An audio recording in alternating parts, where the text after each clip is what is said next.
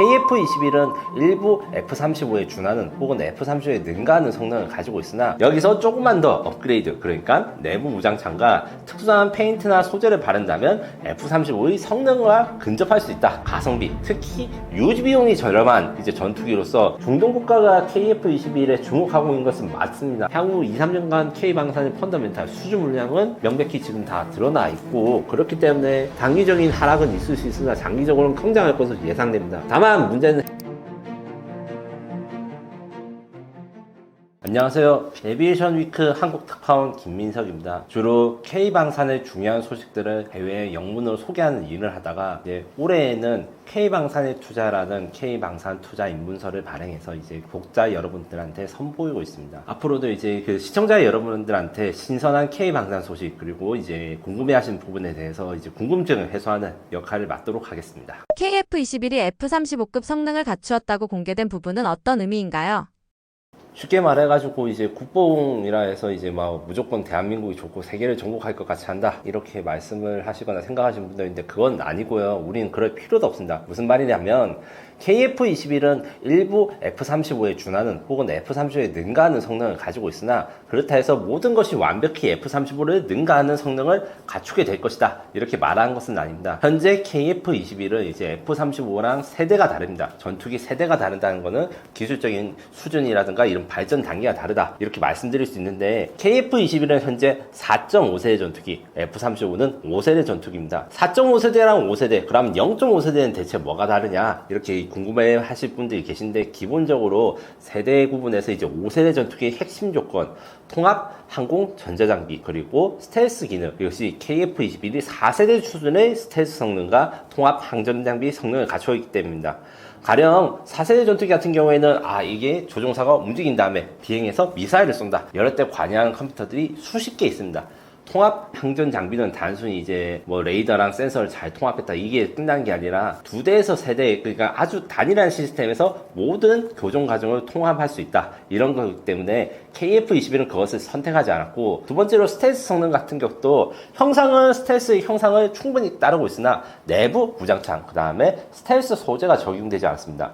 그럼 F35는 무조건 좋고 KF21은 무조건 쓰레기인가요? 이렇게 말하는 것도 하나만 알고 둘은 모르는 겁니다. 항상 무기, 기능, 성능, 그 다음에 퍼포먼스뿐만 아니라 그 퍼포먼스를 뽑기 위한 비용, 그리고 업그레이드와 지속 가능성, 유지 비용, 이런 것까지 한 번에 다 모아서 생각해야 됩니다. 그래서 KF21은 일부 기능에서는 이제 F35 수준에 미달하기 때문에 4.5세대 전투기를 하지만 동급 4.5세대, 그러니까 스텔스 성능을 아예 생각하지 말고 스텔스 설계 단계부터 진행된 이런 비행기들은 주로 라팔, 유로파이터, 그리펜 같은 게 있는데, 이런 비행기들은 스텔스 성능을 어떻게 했느냐, 일단 손으로 그려요. 비행기를 만들어요. 그 다음에 레이더를 돌려보니까 이게 특이하게 전파를 많이 발산하는 뾰족뾰족한 부분이 있구나, 이런 것들은 없애는 데 중점을 뒀다면 KF21은 전체적인 평균값 스텔스 성능은 그럼 라팔, 유로파이터랑 비슷해요. 비슷하면 그러면 우리 거는 아무 쓸모없는데 우리 뻥을 친 거 아닙니까? 아닙니다. 무슨 말이냐면 스텔스란 거는 특정 각도에선 잘 보이고 특정 각도에선 보이지 않도록 모서리를 정렬하는 게 굉장히 중요한데, 이 모서리 정렬은 5세대급으로 들어가 있기 때문에 여기서 조금만 더 업그레이드, 그러니까 내부 무장창과 특수한 페인트나 소재를 바른다면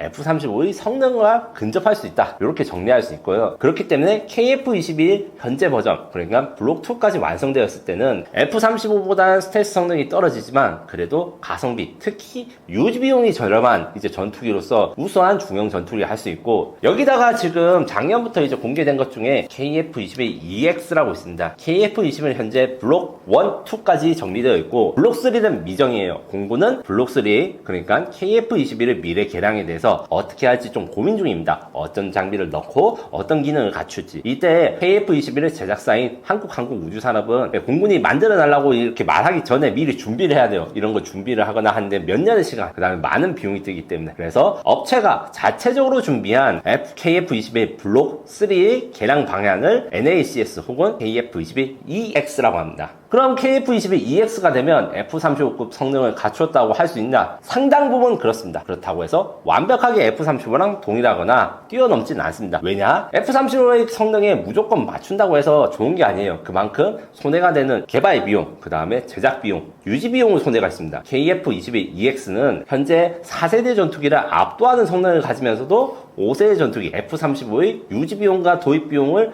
경제성 있게 최소한의 적절한 값을 구현하는 것에 고민하고 있습니다. 그러면 이게 가능한가요? 네, 가능합니다. 왜 그렇게 되냐? 기본적으로 5세대로 업그레이드 된 것을 전제로 설계를 했기 때문인데요. A사 레이더 같은 경우에는 F-35랑 KF-22 둘 다 A사 레이더를 가지고 있는데 KF-21은 이제 앞으로 이 레이더에다가 이제 안테나 성능 같은 걸 높이는 단순 업그레이드뿐만 아니라 알고리즘이 바뀝니다. 인공지능을 기억해서 빅데이터를 사용한 추적 알고리즘은 일반적인 로직 기반에서 A사 레이더, 그래서 전파가 잡히는데 이게 뭐냐? 전파가 주파수가 몇 헤르츠니까 이것은 어떤 비행기다, 어떤 미사일이다, 이런 것들에서 벗어나서 LLM과 비슷한, 그러니까 머신러닝을 사용해가지고 데이터를 보고 분석해서 이런 위치라든가 적을 알 수 있는 알고리즘 기반 향상이 있을 것이고, F-35는 이런 것도 할 예정이에요. 근데 문제가 있다. 뭐다? F-35 제가 계속 말하죠. 그냥 가격이 비싸다, 유지 비용이 비싸다, 업그레이드 비용까지 비쌉니다. 왜냐면 너무 그 시대에서는 선진적인 장비를 많이 들어갔기 때문에. KF-21은 기술이 안정되고 그 다음에 검증된 것을 했기 때문에 같은 기능을 추가해서 업그레이드 한다 해도 업그레이드 비용이 훨씬 더 싸게, 그 다음에 훨씬 더 빠르게 할 수 있는 장점이 있습니다. 이것 때문에 KF-21EX의 경우에는 현재 내부 무장창, DAS, AI 컴퓨터, 유무인 복합 능력을 갖출 것이라고 제가 여러 군데에서 이야기를 했는데, 그러면 이렇게 스펙을 쭉 말한다면 그래봤자 F-35랑 동급 아니냐, 혹은 F-35도 같은 기능을 넣을 거 아니냐, 반은 맞고 반은 틀립니다. 가장 최근 미국 해군 USNI라는 연구소에서 보고한 발표, F-35 블록 4, 그러니까 F-35는 진짜 현재 블록 3예요. 그래서 블록 4로 업그레이드 하려는데 비용도 많이 들고 시간도 많이 들고 납기도 잘 안 된다. 왜냐? 너무 크고 복잡하게 만들었기 때문에. 그렇기 때문에 KF-22EX가 F-35와 유사한 내부 무장창, AI 컴퓨터 이런 것들에서 개발하는 것은 훨씬 더 저렴하게, 그래서 KF-21이 내부 무장창 같은 걸 갖추고 이제 스텔스 성능을 갖춘다면 안에 전자장비, 그러니까 컴퓨터가 일반 미션 컴퓨터에서 인공지능을 갖춰가지고 필요할 때는 조종사 대신에 조종을 하고, 아니면 전략 전술을 짜주는데 도움을 주는 이런 수준의 컴퓨터를 장착하거나, 유무인 복합 기능, 쉽게 말해가지고 이 이야기를 하면 계속 이제 나이 이슈가 있는데, 젊은 분들은 모르시겠지만 스타크래프트라는 게임이 있습니다. 거기에 캐리어를 보면 하늘을 날아다니면서 거기에서 이제 조그만한 이제 인터셉터라고 하는 비행기, 새끼 비행기를 나오는데, KF-21도 이렇게 유무인 복합, 그러니까 일종의 새끼 비행기를 할 수 있는 CCA 무인 편대기를 같이 돌아다니면서 이제 조종을 할 수 있는 겁니다. 이 조종하는 데이터 링크라든가 컴퓨터 이런 걸 설비를 할 때 우리 국산 전투기이기 때문에 우리 마음대로 할 수 있는 뿐만 아니라 개발 기간, 그러니까 전력화 시간은 차이가 있더라도 이제 우리가 먼저 시작하면 이제 빨리 끝낼 수 있다. 그리고 비용도 훨씬 저렴하다. 왜냐? F-35는 너무 크고 비싸기 때문에 이렇게 있고, 가장 결정적인 차이점 내부 무장창입니다. 내부 무장창 같은 경우에는 우리가 지금 없지만 반매립으로 4발의 미티어 미사일을 이렇게 반쯤 붙여가지고 묻힌다고 하죠. 이렇게 장착을 하는데 그 안 공간은 어느 정도 비어 있습니다. 비어 있다는 것은 이 공간을 뜯어내서 내부 무장창으로 개조를 할 수 있다는 건데, 내부 무장창이 왜 중요하냐? 스텔스는 모서리 정렬이 중요하다. 그리고 삐쭉빼쭉 튀어나온 부분이 없어야 됩니다. 그래야지 레이더파가 한쪽으로만 몰려요. 한쪽으로만 몰리면 그 부분만 레이더에 닿지 않으면 전파를 피할 수 있습니다. 이것 때문에 내부 무장창 기술이 중요한데, 4세대 전투기, 그러니까 라팔 유로파이터들은 이런 내부 무장창 추가가 불가능해요. 새로 만드는 게 더 쌉니다. 하지만 KF-21은 처음 만들 때부터 이런 공간을 확보해 뒀기 때문에 이런 업그레이드가 가능하고, 이것이 된다 해가지고 완벽한 스텔스, F-35의 스텔스, VLO라고 하는데 Very Low Observable이라는 스텔스 수준에는 안 미칩니다. Low Observable입니다. 그러면 F-35보다 스텔스 성능 구리인데 왜 만들어요? 이렇게 말씀하신 분인데, 항상 가성비 그리고 기술 발전을 생각해야 됩니다. F-35가 아주 높은 스텔스 성능을 갖추도록 목표로 한 거는 F-35를 만들 때의 대지 공격 무장, 제2단 같은 경우에는 사거리가 20km죠. 그러니까 20km의 레이더에 접근해도 잡히지 않아야 되는데, 현재는 뭐다? 기술이 많이 발전했으니까 미사일 유도폭탄의 사거리도 100km, 200km 늘어나고, 이제는 드론 같은 것도 안에 내장해서 장착합니다. 그렇기 때문에 100km, 200km에서 아예 보이지 않으면, 이렇게 보이지 않으면 거의 옛날에 20km짜리 무장을 가지고 하는 스텔스 전투기랑 비슷한 효과를 낼 수 있는 것이죠. 반대로 스텔스 기능이 아예 없는 것들은 100km, 200km짜리 무장을 갖춰도 요새 레이더 성능이 좋아서 100km, 200km 멀리 떨어져서 공격이 가능합니다. 요 니치를 잘 맞춘 게 KF-21EX다. 그렇기 때문에 KF-21EX는 F-35급 무장은 아니다. F-35와 충분히 시장을 나눌 수 있을 정도로 적절한 성능이다. 물론 여기에 한계는 있어요. F-35A 버전의 경우에는 2000파운드, 그러니까 980kg 되는 폭탄을 다는 게 한계고, F-35B 수직 이착륙 하는 게 있습니다. 그거는 1000파운드, 약 500kg 내외의 폭탄을 다는 게 한계인데, KF-21EX는 처음 알려졌을 때 사람들이 1000파운드 한 500kg짜리 폭탄을 다는 게 다겠구나 이렇게 생각을 했다가, 제가 취재한 내용에 따르면 2000파운드, 그러니까 2000파운드에는 벙커버스터라 해가지고 2m 이상의 콘크리트를 관통할 수 있는 ELU-109라는 관통폭탄을 탑재할 수 있거든요. 이 관통폭탄을 탑재하는 게 F-35A랑 동급이다. 근데 완벽히 동급은 아니다. 무슨 말이냐? KF-21은 이 2000파운드 벙커버스터를 F-35A처럼 장착하면 단점이 하나 있어요. 자신을 스스로 지킬 수 있는 공대공 미사일을 탑재하지 못합니다. F-35A는 이 2000파운드 폭탄을 탑재하고 또 미사일 2발, 공대공 미사일 2발을 탑재할 수 있어요. 그렇기 때문에 F-35보다는 부족하죠. 하지만 괜찮다. 왜냐? 제가 말했던 것 중에 CCA 무인 편대기, 막 캐리어 이야기를 했던 게 방금 전에 제가 말씀을 드렸죠. 이제 무거운 폭탄은 유인 전투기인 KF-21EX가 들고 다니고, 그러면 유인 전투기를 스텔스 무인 전투기 CCA가 호위하면서 공중전은 걔가 하면 된다. 왜냐하면 기술이 이렇게 개념이 발전됐으니까. 이런 형식으로 해서 KF-21이 F-35의 성능은 아니다. 하지만 적절한 성능 그리고 적절한 가성비를 갖추기 위해서 이렇게 신기술을 얼마나 잘 쓸지 고민을 하기 위해서 나온 거기 때문에 앞으로 미래가 유망하다, 이렇게 정리하시면 될 것 같습니다. UAE 등 중동 국가가 KF-21에 주목하고 있는 이유는 무엇인가요?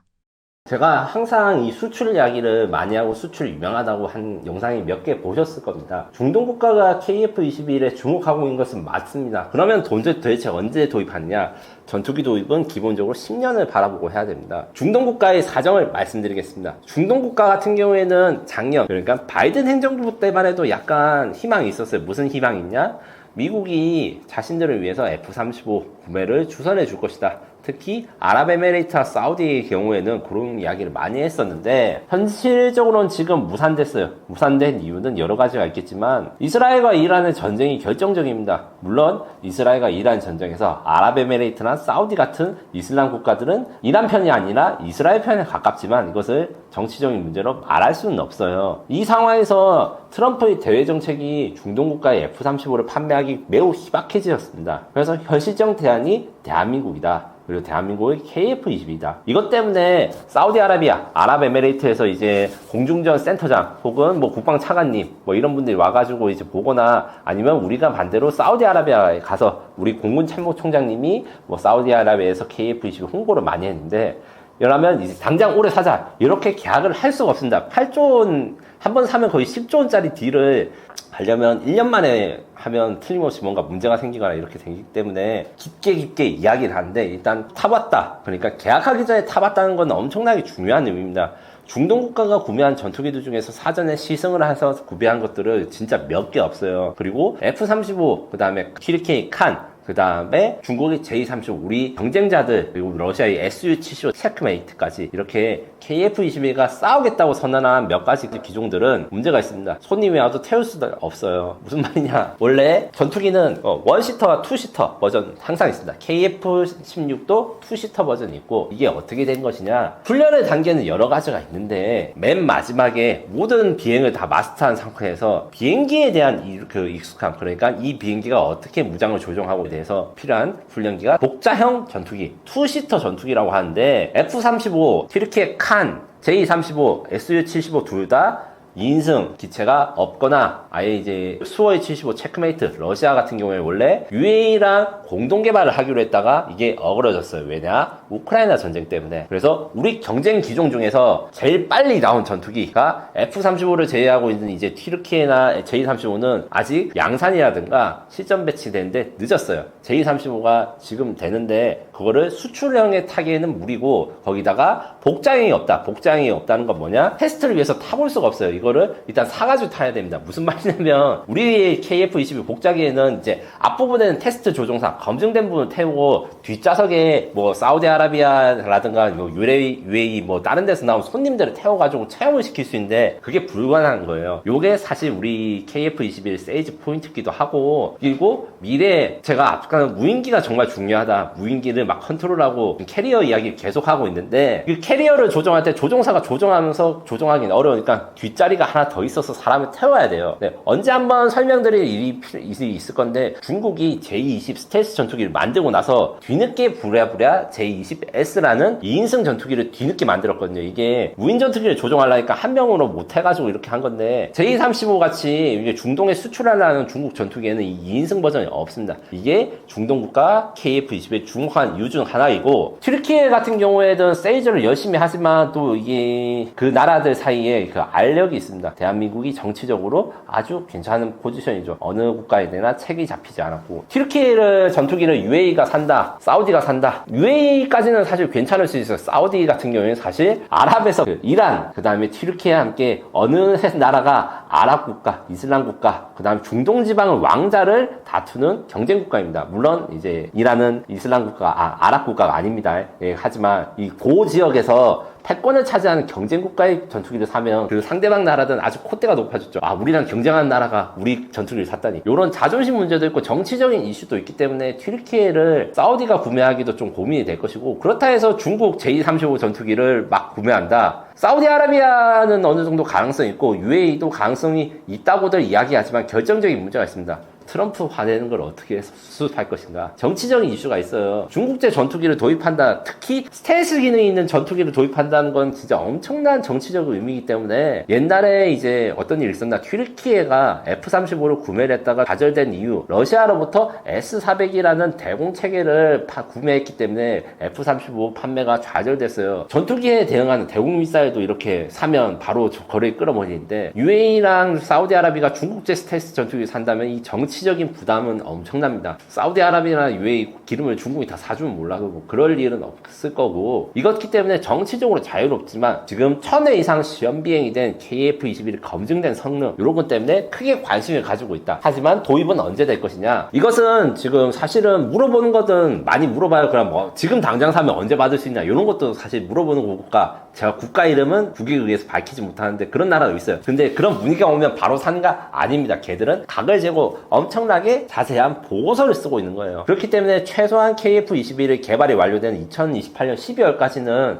그 전에 만약에 수출이 10대라도 된다, 그거는 엄청난 전 세계 전투기 역사 속의 쾌거를 가진 겁니다. 물론 답답하시죠? 답답하시는 게 있습니다. 전투기 개발이 왜 이렇게 오래 걸리냐, 당장 뭐 되는 일이 없냐, 그러면서 똑같은 소리를 하는 유튜버들한테 실망하시는 분도 있겠지만 어느 정도 이해를 해주셔야 되는 게, 이런 전투기 개발, 그 다음에 판매, 수출이 그 국책 사업이기 때문에 우리가 끈질기게 인내심을 가지고 대신에 지지와 응원한 마음을 유지하는 것이 중요하기 때문에 제가 유튜브에 나와서 이렇게 말씀을 드린 거예요. 또한 마지막으로 UAE나 사우디아라비아는 또 관심을 가진 게 있습니다. 그네들도 자신들의 방위 사업을 키우고 싶어요. 그런데 전투기를 한 번에 만들 수는 없어요. 그래서 공중 발사 무기, 뭐 유도폭탄, 이런 것들을 만들고 있는데, 대한민국은 이미 중동 국가를 위해서 맞춤형 이런 무기들을 개발해 주거나 개발 완성 단계에 있는 것들이 몇 가지 있습니다. 구매국들 요구 때문에 공개를 안 하거나 못 하는 것들이 있는데, 그나마 조금 공개된 게 이제 사우디아라비아의 KGB 폭탄, 이번에 태국에서 위력을 발휘했던, 그 다음에 비공 유도 로켓, 이런 것들이 있거든요. 이 외에도 조금 더 있지만 요거는 이제 좀 나중에 이제 공개가 될 것이고, 이런 식으로 우리는 이미 중동 국가 사우디아라비아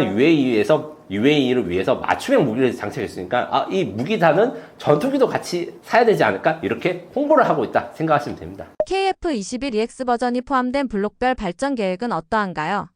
제가 블록 3랑 KF-22EX는 같으면서 다르다. EX는 업체가 제안한 것이고, 업체가 제안한 버전에서 뭐 공군이 원하는 기능을 넣거나 뺀 완성형의 블록 3가 될 것이기 때문에 블록 3는 미완성입니다. 다만 일단 정리를 하자면 2026년 말에 완성된 블록 1은 공대공 전투 능력, 그러니까 공중전을 벌일 수 있고, 블록 2는 공대지 전투 능력, 여기서 생략된 게 있는데 적 함선을 공격하거나 이런 것들도 미래는 이제 나올 것입니다. 그래서 지상 공격을 단거리, 중거리, 장거리까지 할 수 있는 능력을 갖출 것이고, 그 다음에는 내부 무장창과 스텔스 성능 강한 5세대급으로 진화합니다. 그리고 KF-21EX 같은 경우는 또 NACS라는 것도 제가 이야기를 해요. EX랑 NACS는 또 뭐예요? 이렇게 좀 복잡하기 때문에 최대한 쉽게 설명해 드리면, EX는 비행기인데 KF-21은 단순히 비행기를 업그레이드하는 사업으로 끝나지 않습니다. 그 현대전에서 전투기 하나만으로 전쟁을 끝낼 수는 없어요. 그렇기 때문에 NACS라는 거는 KF-21이 미래에도 살아남으려면 이러이러한 자원들이 필요하고, 그 여러 가지 무기 체계들이 하나의 시스템적으로 움직여야 된다. 이게 NACS인데, 쉽게 말해서 KF-21EX에는 이 전투기,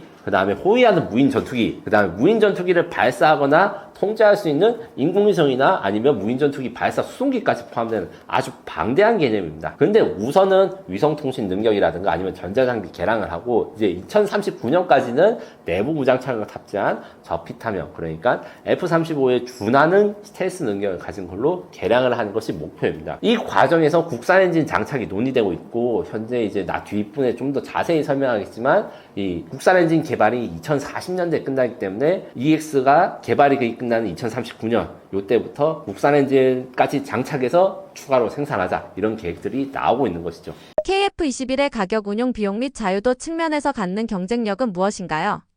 약간 이제 정치적인 이슈를 말하시는 분들 중에서 타이거 아이 사건이라는 걸 우리 방위 사업에서 중요한 사건이라고 이야기해요. 무슨 말이냐면, 우리나라 공군의 주력 전투기 중에 F-15K 전투기가 있습니다. F-15K 전투기에는 타이거 아이라는 EOTGP, 그러니까 타겟팅 포드, 지상에 있는 적을 공격할 때 포착할 수 있는 장비를 다는데, 그걸 정비를 하다가 실수로 뜯지 말아야 될 곳을 뜯었어요. 난리가 났습니다. 뜯자마자 무슨 장비가 있었는지 지금도 잘 몰라요. 미국이 그걸 알아채가지고, 야, 그것을 왜 뜯었냐, 혹시 우리 거 물법 복제하려고 했냐, 역시 한국이 그럴 줄 알았다, 담당자 불러오라 해서, 제가 이름은 밝히지 못하는 아주 높으신 분이 있습니다. 대한민국 방위산업에 좀 큰 공헌을 하신 분인데, 미국까지 달려가가지고 이제 좀 수습을 하고 회의를 하니까 좁은 곳에 가둬놓고, 약간 이게 회의인지 감금인지 모를 정도로 많이 압박을 했대요. 이 기술 유출에 대해서 미국이 굉장히 민감하게 생각하기 때문에 우리나라 주권 침해 논란도 있었는데, 결론적으로는 우리도 KF-21을 수출할 때 누가 이런 거 뜯어가면 파악할 수 있는 프로그램이나 이런 능력을 만들자, 이런 안티 템퍼링이라는 기술을 이제 우리가 연구하게 된 계기가 됐고, 내용은 잘 마무리가 됐는데, 해외에서 무기를 수입하면 그 무기 수입 국가가 을이 아닙니다. 갑입니다. 공급자가 갑인 시장이 무기 체계에 있기 때문에 업그레이드 한번 하려고 하면 말도 안 되는 비용을 해도 업그레이드를 해줘야 되고, 그 다음에 도입 가격에 내는 것 자체도 비싸죠. 그리고 운영 유지비 같은 경우에는 대한민국 공군이 정말 운영 유지비를 저렴하게 하는 것을 깐깐하게 하기 때문에 T-50에서부터 이미 우리나라 전투기의 운영 유지비가 저렴한 건 정평이 나 있습니다. 거기다가 독자적인 무장을 탑재하는 것이 매우 중요합니다. 전 세계에서 무기를 만드는 나라들 중에 독자적인 전투기가 없는 나라 딱 하나, 이스라엘에 있어요. 우리도 이스라엘처럼 그냥 미국산 무기에 국산 무장 통합하면 되는 거 아니냐? 이스라엘은 독립된 나라라고 보기 힘듭니다. 왜냐? 미국 무기 관련해가지고 일단 이스라엘이 미국 자본을 돈을 받아가지고 만든 무기들이 대부분이고, 처음 만들 때부터 이건 미국이 쓰겠어 이렇게 이야기하는 것도 많은 데다가, 솔직히 미국과 이스라엘 관계는 따라할 수 없는 아주 특수한 관계이기 때문에 특별히 허락을 해준 거지, 한국에는 절대로 이스라엘처럼 플랫폼도 없는데 자기 나라가 만든 국산 무기를 달아주세요 하면 달지 못합니다. 그래서 독자적인 무장 통합이 성능 개량이 가능한 개방형 시스템, 그러니까 한국한테 개방형 시스템인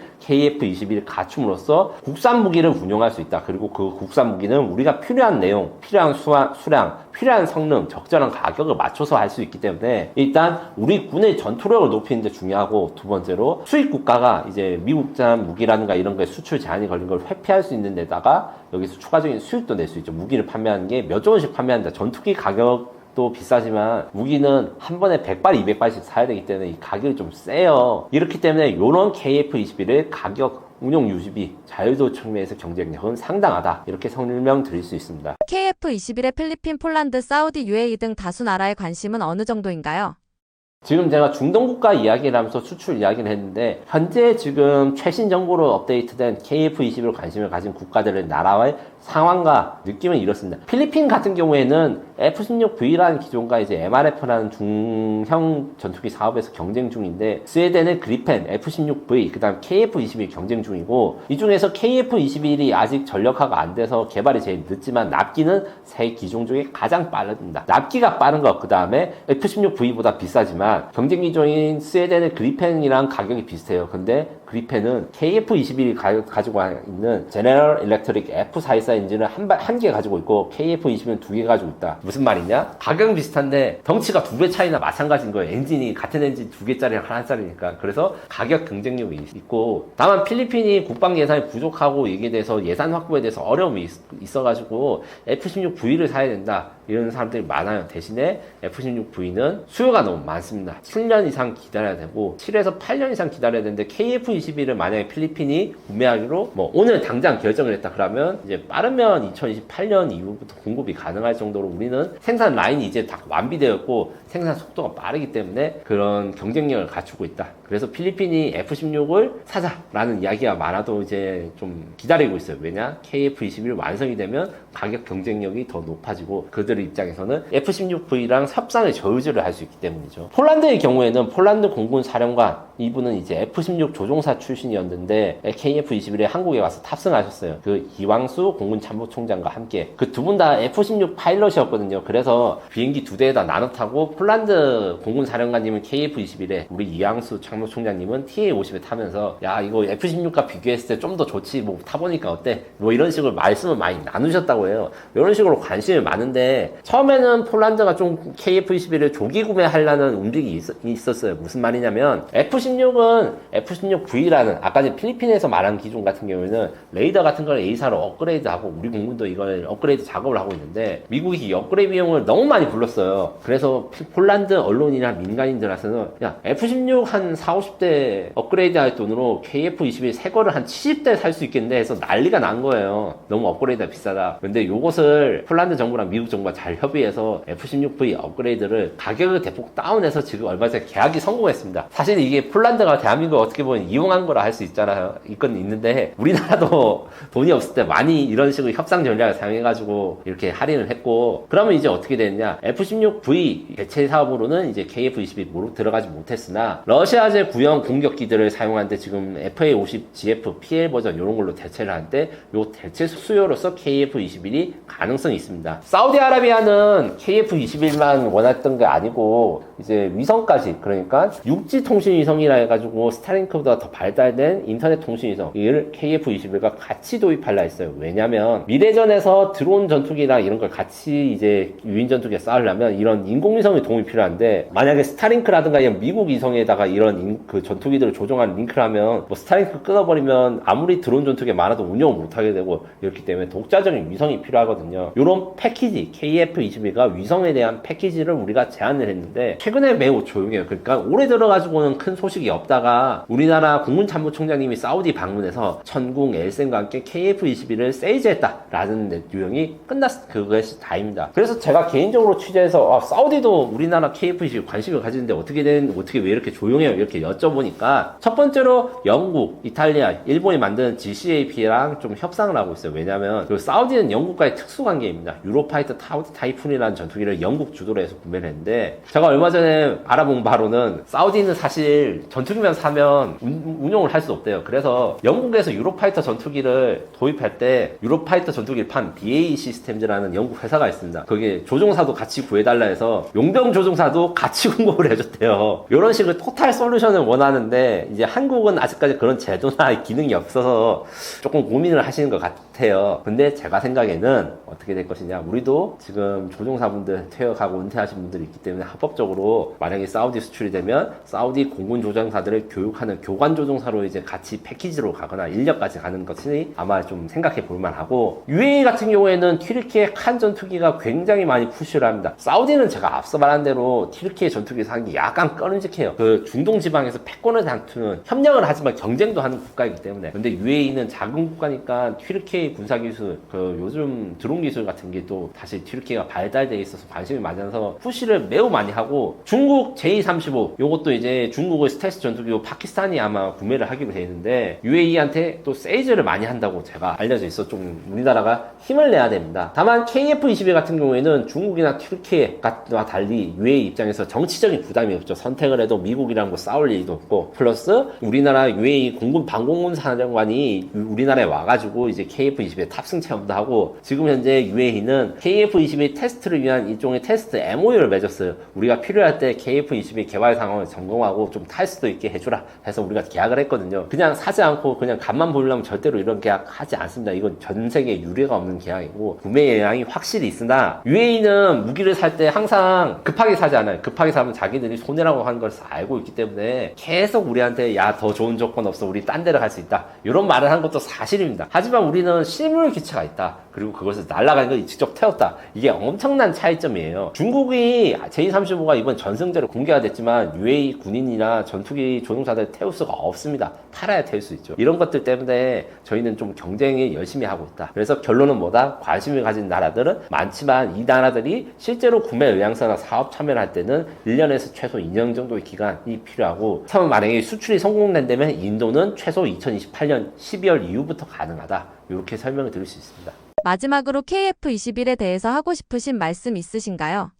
KF-21은 저도 이제 애정을 가지고 2003년 때부터 취재를 해온 거고, 외국의 외신을 KF-21이 있다 이렇게 설명한 건 제가 2013년부터 해놨어요. 지금은 거의 12년 이렇게 됐죠. 그때 에비에이션 그 본사, 지금 이제 호주에 계신 저희 스승님이 뭐라 말씀하셨냐면, 자기도 관심이 있어가지고 그때 당시에는 KF-X라는 이름이어서 한국에 오셔서 보고 가셨는데, 한국 사람들 다 거짓말 하는 것 같아. 이 10년 안에 어떻게 이런 전투기 만드냐. 너도 혹시 나한테 사기를 치는 거 아니냐. 이렇게까지 말씀하셨어요. 너 저런 리스트가 맞아. 이러면서. 지금은 근데 그 태도가 180도 바뀌었고, 시제기가 공개되었을 때 사실은 대한민국이 지금 KF-21 국뽕을 한다는데 해외 반응이 더 뜨거웠어요. 아, 이 대한민국이 사실 못 만들 줄 알았다. 개발 지연, 비용 초과, 일정 지연은 원래 4세대, 5세대 전투기, 그러니까 최근의 전투기 개발에서는 상식이었습니다. 근데 우리는 개발 기간, 일정 비용, 어느 것 하나 초과하지 않고 일정이 주는데 만들었는데, 이게 소식이 없으니까 사실 크게 중요하지 않은 거라 생각하는데 엄청난 겁니다. F-35 지금 실용화된 지 10년이 넘었는데도 개발 비용 증가, 폭증, 일정 지연, 생산 물량 증가, 이런 것 때문에 난리입니다. 난리. 물론 F-35는 기존에 존재하지 않았던 성능의 전투기를 구현을 하는 과정에서 리스크가 있었고, 그 리스크가 그대로 오는 거고, KF-21은 우리가 처음 도전하는 거긴 하지만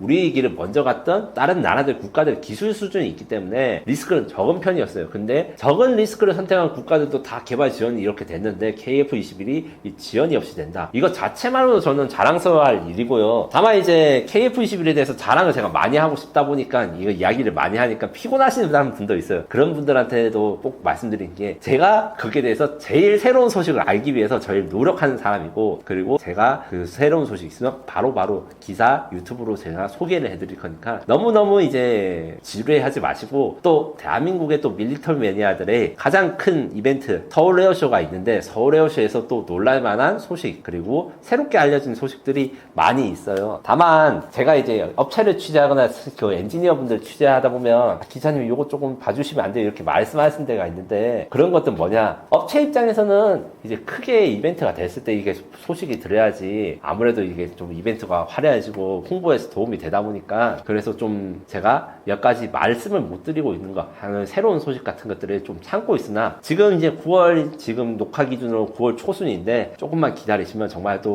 그 남은 한 해 동안 깜짝깜짝하면 놀랄만한 소식들, 이것들이 많이 나올 것으로 생각됩니다. 그래서 너무 지루해하지 말았으면 좋겠어요. 현무5 후속 미사일 계획이 존재하나요?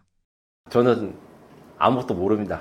정확히 말하면 아무것도 모른다고 말해야 되는데, 다들 이제 기밀이나 이런 거에서 방산 유튜브, 밀리터리 유튜브 하실 때 문의를 하세요. 아, 제가 말하는 게 기밀 유출을 한 거 아니야? 혹은 정보에 대해서 어떻게 얻었지? 이렇게 하는데, 정확하게 말씀드리면 저는 이제 말하지 말라고 연락이 올 때가 가끔 있어요. 그런 건 절대 말하지 않고요. 다만 저희는 공개 자료, 그 다음 취재를 통해서 여기까지 공개가 된, 그러니까 학회라든가 아니면 기술 연구 된 것을 파악해서, 아, 앞으로는 이렇게 되겠구나 그래서 논문 한 20개에서 30개 정도를 모아보면 이거를 보니까 이 비행기나 이 무기에는 뭐가 들어가겠다 이렇게 기능을 파악하는 거거든요. 현무 같은 경우에는 최고 기밀입니다. 최고 기밀이지만 정확하게 말하면 이제 아무것도 말하지 말라는 게 아니라 대한민국 국익을 위해서 필요한 것만 말해라. 요게 가깝습니다. 왜냐면 대한민국은 핵무기가 없어요. 핵무기가 없는 상황에서 지금 우리가 기대할 수 있는 전략 무기는 사실 미사일 무기입니다. 그래서 이게 좀 이중적이에요. 진짜 핵무기가 아니고 이제 재래식 탄두를 가지고 있기 때문에 외국 기준에서는 이게 조금 더 자유롭게 말할 수 있거나 아니면 수출을 관련해서 좀 자유로운데 대한민국은 이건 핵무기가 없는 상황에서 적들에 대해서 전략적 억제를 위해서는 너무 많은 정보가 알려지면 안 됩니다. 혹은 정보의 타이밍을 잘 조절해야 돼요. 어떤 일이 있었는가? 제가 지금 한 10수년 전, 정말 오래전에, 그러니까 학생이었을 때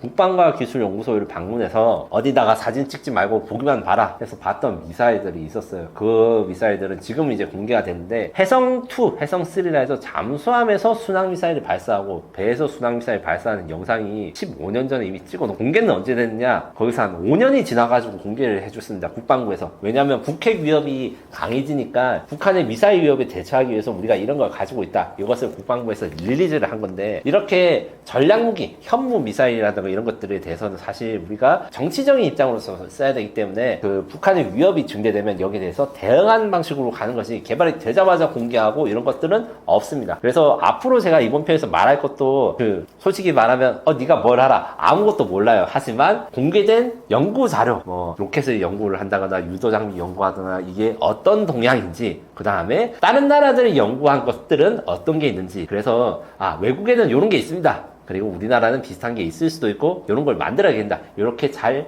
알아서 잘 딱 이해를 해주시면 제가 이제 코로 설렁탕을 먹는 일이 없을 것이고, 다만 이제 지금 분명히 말씀드린 거는 이제 기밀 내용이 아니라 언론 자료에 공개된 부분, 이런 것들이 나오는데, 언론에 공개된 부분을 다시 이야기하는 걸 또 싫어하시는 분들이 있어요. 근데 그런 것 같은 경우에는 우리가 다 국방부라든가 우리 정부 당국이 다 선별해 가지고 세부적으로 이렇게 그 메시지를 내는 거기 때문에 너무 걱정하지 않으셔도 됩니다. 가령 어떤 게 있냐면, 제가 얼마 전에 단독 기사로 하이코라고 하는 극초음속 미사일 시험 비행체, 이게 성공을 했다라는 기사를 낸 게 있는데, 그 기사에서는 이제 이번 주에 기사가 나왔지만 사실은 성공을 한 거는 작년 여름에 성공을 했다 해요. 어떻게 된 것이냐? 작년 여름에 성공을 했을 때 말하지 말라고 한 거 이제 필요할 때 공개를 할 것이다 라고 해서 기다렸다가, 이번에 그 한국기계학회에서 대한민국 10대 기술상을 이제 수여를 하기 때문에 대한민국에서 내놓아라는 기술들을 모았어요. 그때 이제는 이제 다 성공을 했으니까 국방과학연구소가 공개해도 되겠다. 그래서 하이코의 개발 성과에 대해서 이렇게 공개하는 문서를 하고 지금 투표를 하고 있거든요. 이런 식으로 나왔을 때 그 전략무기 지금 제가 말하지 않는다 해가지고 없는 것도 아니고, 지금 말한다 해서 지금 실용화되는 게 아니고 이제 좀 시간이 지나서 공개된다는 걸 좀 알아주셨으면 좋겠습니다. 그 결과 지금 현무5, 정확히 말하면 탄도미사일과 관련된 것 중에 현재 개발이 하겠다고 승인된 것들 혹은 공개된 것들이 있습니다. 함대지 탄도미사일 현무 4-2 같은 경우에는 현무4라고 하는 현무5보다 약간 작은 탄두 2톤 정도 되는 이제 미사일이 있는데, 이것을 이지스 구축함에 장착하는 계획으로 지금 정식으로 방위사업청이 공개를 해서 이제 2030년대 초반, 2032년 전에 등장을 할 것이고, 공대지 탄도미사일을 얼마 전에 이제 국회 국정감사 준비를 하면서 들어갔는데, KF-21에다가 현무는 아니고 이제 KTSSM 우레라고 하는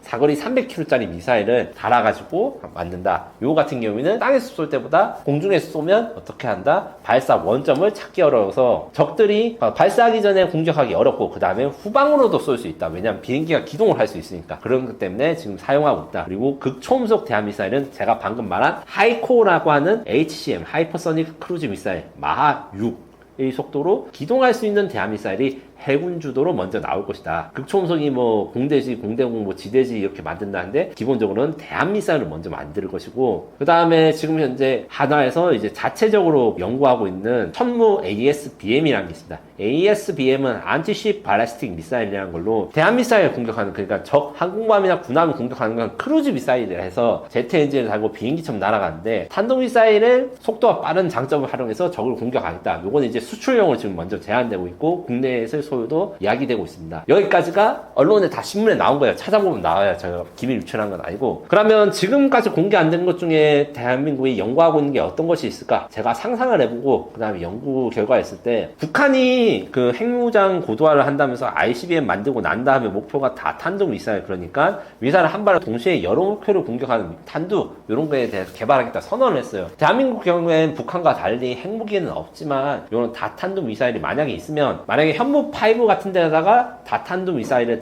장착하게 되면 어떻게 되느냐. 현무5는 이제 언론에 공개된 보도 내용으로 8톤의 탄두를 가지고 있어가지고 지하 깊숙한 뭐 100m 이상까지 침투를 해서 파괴를 할 수 있다. 이런 게 유명한데 8톤 탄두 1개 대신에 뭐 1톤 탄두 5개 정도 달면 동시에 지하 10에서 15m짜리 뭐 경락고라든가 김도진지 같은 거 5곳을 미사일 한 발로 이제 격파를 하거나 이런 것들이 가능하기 때문에 아마 다탄두 미사일 연구가 있을 것 같고, 그리고 연구 논문들 중에서 드론 미사일이라는 게 좀 연구되는 게 공개된 논문에서 나오거나 공개 자료로 요새 나오고 있어요. 뭐냐면 탄도 미사일의 탄두라는 건 그냥 그 뾰족하게 생긴 폭약 그 다음에 이제 포탄 같은 겁니다. 근데 거기에다가 드론을 넣으면 어떻게 되냐. 드론은 장점이 많습니다. 저기 이제 일단 보이지 않거나 숨어 있으면 나올 때까지 하늘을 날아다니면서 대기를 하면 되거든요. 그러다가 저기 보이면 바로 공격하고 스스로 적을 찾아갈 수 있는데, 드론은 대부분 느립니다. 뭐 속도 뭐 7, 80km짜리도 있고 뭐 제트 엔진 단 거 요새 거의 없어요. 근데 탄도 미사일에다가 탄두에 드론을 달아가지고 적진까지 가는 거는 로켓으로 갔다가 하늘에서 드론이 발사되고 하면 저게 이동식 탄도 미사일이라든가 이런 것들을 추적해가지고 갈 수 있기 때문에 아주 유용할 것으로 보고, 요거는 이제 연구된 논문들이 꽤 나오고 있어서 아마 만들 수 있을 것 같아요. 그리고 극초음속 대한미사일, 극초음속 순항미사일 말고 HGV, 하이퍼소닉 글라이드 비클이라는 게 있습니다. 이것은 일본, 중국, 미국, 러시아들이 다 연구하고 있는데 북한도 가지고 있다고 주장해요. 탄도 미사일이 발사되고 난 다음에 발사 전에 탄두만 떨어져가지고 명중을 합니다. 이게 단순히 그냥 명중을 한 개에서 넘어가서 발사 명중 전에 막 커브 기동을 하거나 아니면 기동을 하면서 적의 요격 미사일을 피할 수 있는 능력이 있거든요. 요 기술 같은 경우도 우리가 극초음속 대한미사일을 만들면서 아마 당연히 극초음속 대한미사일에 있는 엔진이 없어도 이제 극초음속을 갈 수 있는 것도 같이 연구를 할 것이다. 왜냐? 기술이 공용화되어 있기 때문에 아마 이런 것들이 차기 현무에는 적용될 수 있지 않을까 이런 예상을 하고요. 제가 대함 탄도미사일이 소형으로 있다. 이게 약 300mm 정도 되는데 구경이, 제가 보기에는 이제 북한 말고 중국이나 주변의 그 대형 함정, 뭐 10,000톤 넘어가는 뭐 구축함이라든가 아니면 몇만 톤 되는 항공모함 공격하기 위해서는 현무5까지는 아니더라도 현무4 정도 사이즈 되는 데다가 이제 탐색기 같은 걸 넣어가지고 대함 탄도미사일 뭐 사거리 500km 이상에서 800km, 1000km까지 가는 이런 것들에 대한 것도 만들어야지 유사시 대한민국이 전쟁 상황일 때 북한에 지원을 해주는 동맹국을 선박이라든가 이런 거를 막아가지고 전쟁에 승리할 수 있는 이런 것들도 있을 것으로 예상합니다. 이 신무기 체계 도입으로 중국이 특히 크게 긴장하는 이유는 무엇인가요? 사실 저 중국어를 잘 못하지만 요새 그 번역기가 잘 되어서 중국 인민망이라든가 웨이보 이런 것들 VPN 사용해서 반응을 봐요. 중국은 항상 한국의 신무기 뭐 현무5라든가 우리 뭐 하이코라든가 이런 거 보도할 때 긴장이 안 된다. 얘들이 이런 걸 만들고 있구나. 대충 뭐 위협이 크게 되지 않는다. 이렇게 표현을 해요. 왜냐? 한국이 핵무기가 없기 때문에 이런 현무5라든가 뭐 중초음속 미사일을 만들어도 재래식 탄도라서 위력이 약해서 별로 중국한테는 기스도 안 간다 이런 식으로 좀 이야기를 할 때 제가 좋아하는 만화책에 이런 말이 있습니다. 너무 세게 말하면 약해 보인다. 쉽게 말해가지고 얘들이 핵무기가 없으니까 아무것도 아니라고 애써 무시를 하는데, 기본적으로 거꾸로 말하면 핵탄두를 유사시 얻을 수 있거나 확보를 하게 되면 중국과 동등 이상의 전략적인 기능을 가지기 때문에 거기에 대해서 굉장히 경계를 해요. 특히 중국은 전 세계에서 탄도미사일을 가장 많이 갖춘 국가고, 일본과 미국도 중국을 따라서 열심히 생산을 하겠다는데, 사실은 대한민국이 전 세계에서 탄도미사일 생산 속도 제일 빠릅니다. 왜냐? 북한의 탄도미사일에 대응하기 위해서 우리는 KMPR, 킬체인이라는 이 북한의 탄도미사일에 대응하는 이 현무계 미사일들의 양산을 굉장히 많이 했기 때문에 양산 능력이 뛰어나요. 그래서 한국이 만약에 없으면 중국은 탄도탄 전력에서 뭐 일본이나 미국을 능가하기 때문에 좀 걱정이 없는데, 한국이 있기 때문에 이게 변수가 되는 것이죠. 그리고 기술적으로도 중국과 한국이 앞서거니 뒤서거니 합니다. 제가 말했던 많은 미사일들 다 중국이 이미 이번 정승전 때 공개를 하거나 아니면 개발 중이라고 이야기를 하고 있는데, 우리가 중국보다 약간 빠른 것도 있고 중국이 우리가 빠른 것도 있습니다. 거의 탄도미사일, 공격용 미사일에서는 북한, 중국, 한국이 서로 피 터지게 경쟁을 하고 있기 때문에 이 미사일 기술 면에서 중국은 굉장히 우리나라에 경계를 하고 있다. 다만 핵무기가 없기 때문에 괜찮아 정도로 지금 애써 이제 자기들이 낫다 이렇게 말씀을 하고 있지만 그거는 뭐 앞으로 어떻게 될지 모르겠죠. 후속 무기의 재원이나 성능 면에서 현무5 대비 어떤 발전점이 있는 것인가요?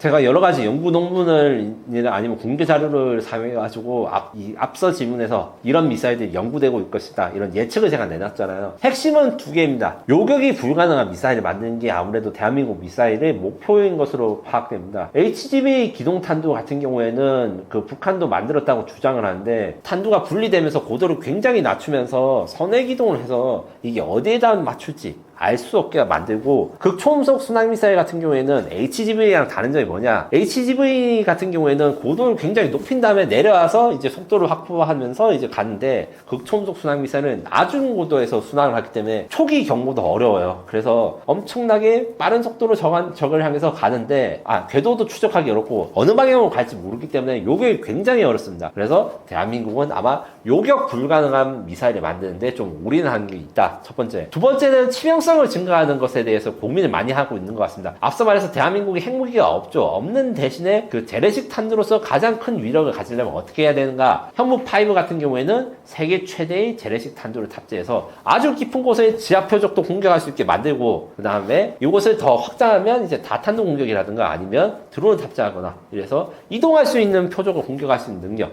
대함미사일, 대함탄도탄 이런 것도 해서 결국에는 거의 모든 표적, 정지된 표적 말고도 움직이는 표적도 공격하고 한 번에 더 많은 수의 표적을 공격할 수 있는 능력에 우리가 올인하고 있다고 저는 생각합니다. 우리가 이 신무기 시스템을 확보함으로써 얻게 될 전략적 이점은 무엇인가요? 재래식 탄두로 아무리 좋고 큰 미사일을 만들어도 핵무기를 이길 수는 없습니다. 물론 이제 현무5 한 발의 위력을 핵무기 전술핵의 200분의 1 정도로 이야기를 하는데 거꾸로 이야기하면 핵무기 한 발 만드는 거 대신 현무5 200발을 만들면 이제 핵무기 공격 효과가 나오는 거죠. 그런데 대신 핵미사일이 훨씬 더 쌉니다. 핵폭탄 탄두 제조 비용이 비싸더라도 미사일 한 발만 있으면 되는 거 아니겠습니까? 그렇기 때문에 우리나라는 미사일을 대량 생산을 통해서 핵무기에 관련된 억제력을 확보할 수는 없지만 대량으로 초기에 가장 많은, 그러니까 전쟁이 만약에 시작된다 선언하고 난 다음에 1시간 안에 적의 지휘부, 핵심 시설을 모두 파괴해야 되는 이런 대량 파괴 미사일 전략을 사용을 해야지 우리가 핵무기를 가지지 않은 국가로서 핵무기를 갖춘 국가의 전쟁에서 이길 수 있을 것이고, 그리고 우리가 핵무기를 가지고 있지 않다는 걸 오히려 거꾸로 이용할 수도 있어요. 뭐가 있냐, 우크라이나 러시아 전쟁에서 러시아가 아무리 밀리고 사람이 많이 죽어도 할 수 없었던 거 뭐냐, 핵무기를 먼저 선제 공격하지 못했습니다. 핵무기는 선제 공격이 거의 불가능합니다. 아주 상대방이 미치가지고 이제 갑자기 핵무기를 쏘고 이러면 국제사회의 비난을 받게 되고 우리가 보복을 할 수 있겠지만 대부분의 아무리 깡패 국가라도 핵무기를 가진 국가들은 선제 공격을 하지 않으려고 합니다. 뭐 북한에 대해서 이제 전쟁을 시작하면 선제 핵 공격을 하겠다 이런 이야기를 하는데 이게 다 추정이고요. 왜냐하면 핵무기를 내가 먼저 쏘면 상대방한테 보복을 핵으로 당할 수 있기 때문입니다. 거꾸로 이야기하면 대한민국은 핵무기가 없는 것이 국제적으로 공인되었으니까 비핵무기를 사용해가지고 선제 공격을 하는 것에 대해서 또 정치적인 부담이 적다. 우리는 핵무기가 없으니까 적을 공격하거나 이런 것도 핵탄두가 아니다 이렇게 말할 수 있기 때문에 이것을 잘 이용한 전쟁 계획을 세워야 된다고 생각합니다. 이러한 전력 강화가 한국의 향후 안보 외교 정책에 어떤 영향을 미칠 수 있나요? 그래서 지금까지 제가 말한 거 들으면 그럼 대한민국 핵무기가 필요 없다는 거네 이렇게 말씀하시거나 핵무장 반대론자로 저를 취급하시는 분들이 있는데 반은 맞고 반은 틀립니다. 핵무기가 없기 때문에 우리나라는 아무리 전력을 증강해도 그 핵무장 5대 강국, 공식적으로 핵무기를 가졌다고 인정한 나라들만큼의 강대국은 될 수 없습니다. 반대로 핵무장 국가가 우리한테 전쟁을 건다. 그러니까 러시아가 우크라이나에 전쟁을 건 상황을 가져볼 때 우리가 우크라이나처럼 당하지 않을 것이다. 우리는 재래식 무기를 사용했지만 그래도 대량 파괴, 그리고 신속하게 파괴할 수 있는 대규모의 탄도미사일이 있기 때문에 고슴도치 전략처럼 적이 공격할 때 적이 공격에서 기대할 수 있는 이득을 보다 더 많은 손해를 저한테 미칠 것이다. 이것을 인식시키고 있습니다. 근데 이것을 좀 답답하다고 핵무기 보유 이야기를 하시는 분들이 많은데 기본적으로 두 가지 이야기를 해야 됩니다. 핵무기를 보유를 했을 때 한미동맹이 깨지고 그 다음에 국제정치에서 문제가 생기는 것을 어떻게 책임질 것인가. 대한민국은 수출 전형 국가다. 미국이 한국의 핵무기를 봐줄 것이다 이렇게 말씀하시는 분들 중에 정확하게 근거를 제시할 수 있는 분은 아무도 못 봤습니다. 그리고 절대 하지 못합니다. 미국은 제일 핵심적인 동맹이 이스라엘이 핵무기를 보유한 것을 묵인했기 때문에 한국도 이스라엘처럼 핵무기 비공식적인 핵무기 보유국으로 남아있을 것이다 이렇게 말씀하신 분도 있는데 그거는 과거에 있었던 일이고 현재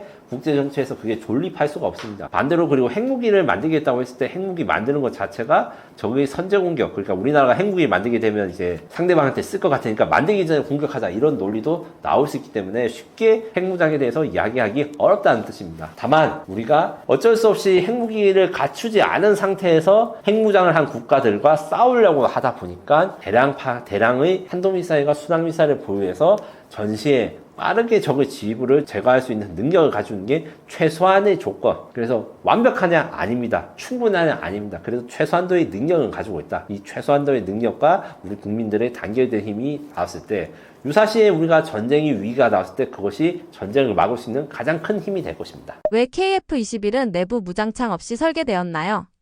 여기에 대해서는 정말 긴 스토리가 필요한데 요걸 너무 지루하시니까 짧게 이야기 드리자면 내부 무장창 없이 설계된 거에는 초반부터 이야기가 되었으나 내부 무장창 공간을 비워둬야 된다. 여기에 논쟁이 굉장히 많았어요. 무슨 말이냐면 KF-21은 원래 단발 전투기, 쌍발 전투기를 고민을 한 2, 3년간 했습니다. 단발 전투기를 만들어야지 가격이 싸지고 수출 경쟁력이 높아진다는데 문제는 KF-21이 단발로 만들어졌으면 향후에 스텔스 업그레이드가 불가능했어요.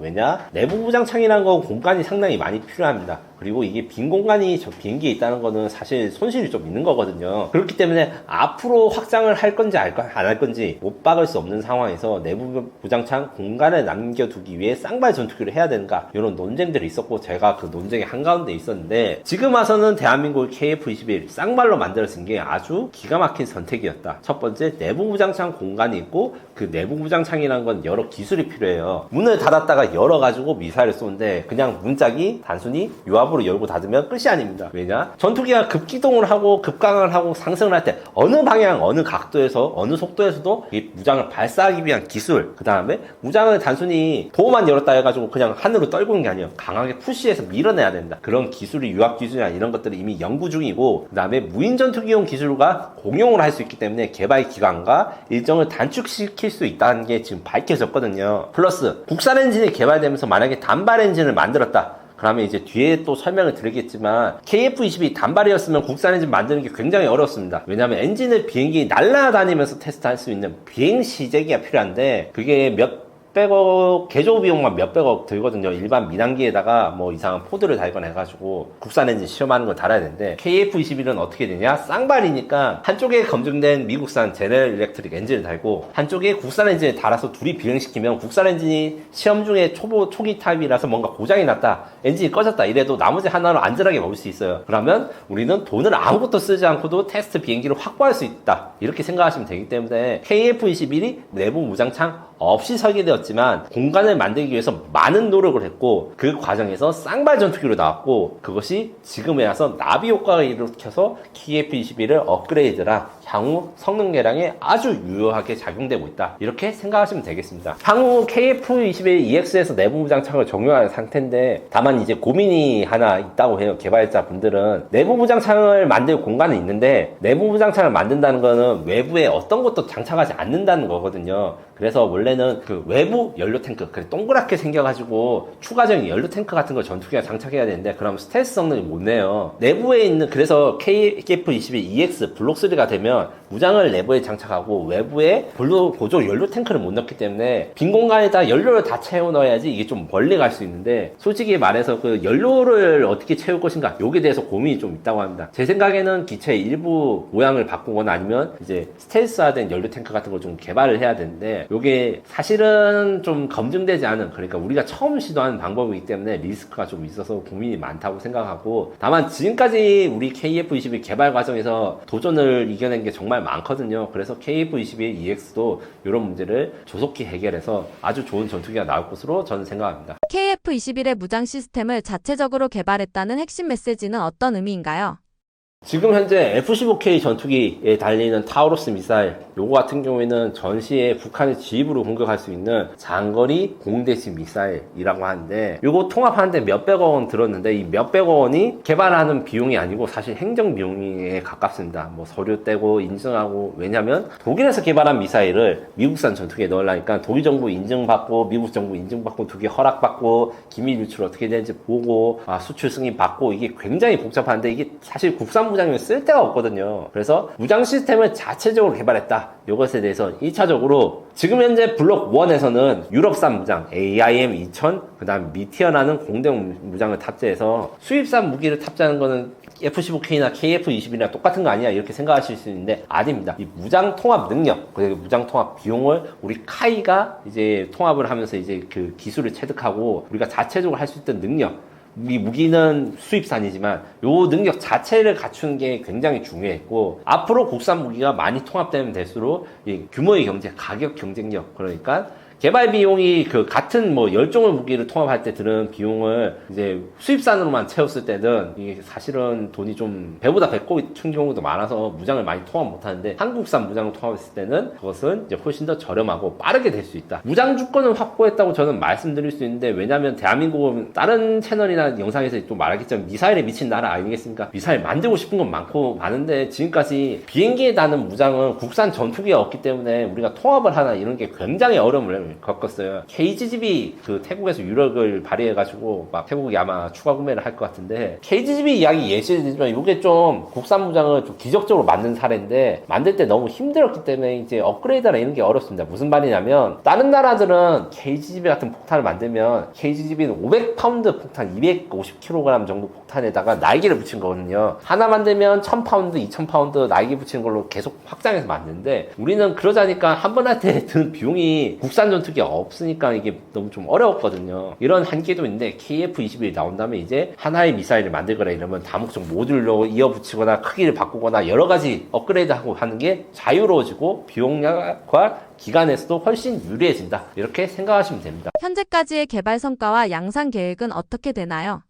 지금 시제기 6대 모두 시험 비용에 진행하고 잠정 전투용 적합 판정을 획득했다는데, 전투용 적합 판정은 사실 실전 배치 직전 단계입니다. 그런데 KF-21 시험을 할 때 무기를 발사하는 이런 테스트가 그냥 하늘에 날아가지고 이제 발사 버튼 누르서 끝나는 게 아닙니다. 정말 잘못하면 위험하고 터질 수도 있고 추락할 수도 있기 때문에 아주 잘 계획을 세워서 조심스럽게 하는데, 이때 뭐 여러 가지 법적 규정이나 제도적 규정을 피하기 위해서 잠정 전투용 적합, 그래서 KF-22 시제기를 무장시험을 지금 열심히 하고 있는 단계다. 그것을 위해서 잠정 전투용 적합 판정이라는 걸 드렸다. 이렇게 생각하시면 되고, 지금 양산기가 지금 카이에서 지금 생산되고 있는데 초도 물량 40대, 그 블록 1 40대, 블록 2 80대 이렇게 양산 계획 중이고, 그 인도네시아 이야기를 하면 또 화를 내시는 분들이 많습니다. 그 인도네시아가 KF-22 공동 개발한다 하면서 이제 돈도 깎이고 뭐 구매를 할지 모르겠고 튀르키예 칸 전투기를 구매한다 하고 뭐 이러니까, 요것도 사실 인도네시아 정식 그 KF-21 조립 공장에서는 조립 공장 부지랑 건물이 세워지고 KF-21의 일부 부품 생산, 걔들이 원래 이제 인도네시아는 48대 정도를 KF-22 면허 생산 준비를 하고 있는데 요 준비 절차는 계속되고 있습니다. 앞으로 남은 거는 블록 3 KF-22 EX라고 하는 제 그 후속 양산을 추가로 몇 대 할 것인가, 요게 좀 필요한데, 저 개인적인 생각에는 2039년에 하는 것도 좋지만 수출 경쟁력, 그 다음에 우리나라 연구 인력이 남아있을 때 많이 해야 되기 때문에 좀 빠르게 많이 투자를 해야 된다. 그래서 일정을 단축하고 그 다음에 투입도 그 비용도 늘려야 된다 생각하고 있어요. 왜냐? 이제 곧